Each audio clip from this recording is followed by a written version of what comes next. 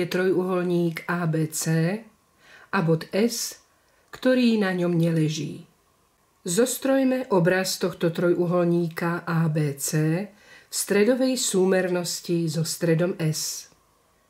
Trojuholník je jednoznačne určený 3 rôznymi bodmi, ktoré neležia na jednej priamke. Pri hľadaní obrazu trojuholníka preto nájdeme obrazy jeho vrcholov. Použijeme pravítko a kružidlo. Nájdime obraz bodu A. Pomocou pravítka zostrojíme polpriamku AS. Kružidlo zapichneme do bodu S, zoberieme doň vzdialenosť bodov SA a na opačnej strane vzhľadom k bodu S zostrojíme kružnicový oblúk tak, aby preťal polpriamku AS.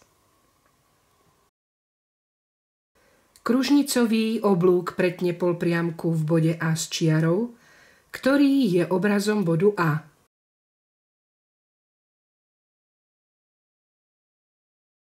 Nájdime obraz bodu B. Zostrojíme polpriamku BS.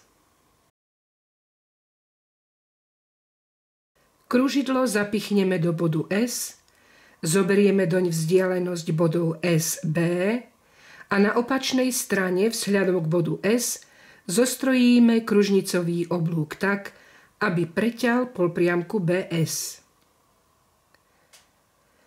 Kružnicový oblúk pretne polpriamku v bode B s čiarou, ktorý je obrazom bodu B.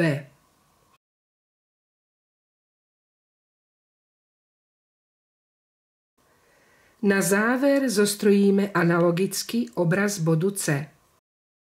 Zostrojíme polpriamku CS. Kružidlo zapichneme do bodu S, zoberieme doň vzdialenosť bodov SC a na opačnej strane vzhľadom k bodu S zostrojíme kružnicový oblúk tak, aby preťal polpriamku CS. Kružnicový oblúk pretne polpriamku v bode C s čiarou, ktorý je obrazom bodu C.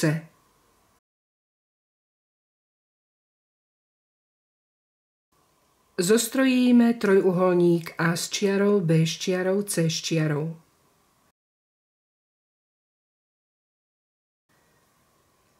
Symbolicky možno zapísať.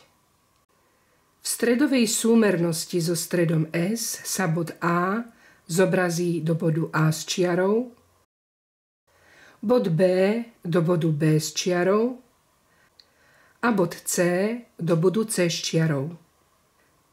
Teda v stredovej súmernosti so stredom S sa trojuholník ABC zobrazí do trojuholníka A s čiarou, B s čiarou, C s čiarou.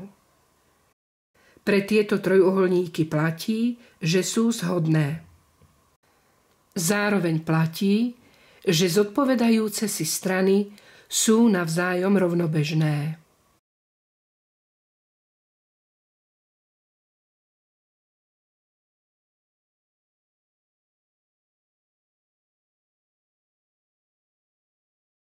V ďalšej časti videa si ukážeme, ako zostrojíme obraz trojuholníka pri jeho ďalších polohách vzhľadom k bodu S, ktorý je stredom súmernosti.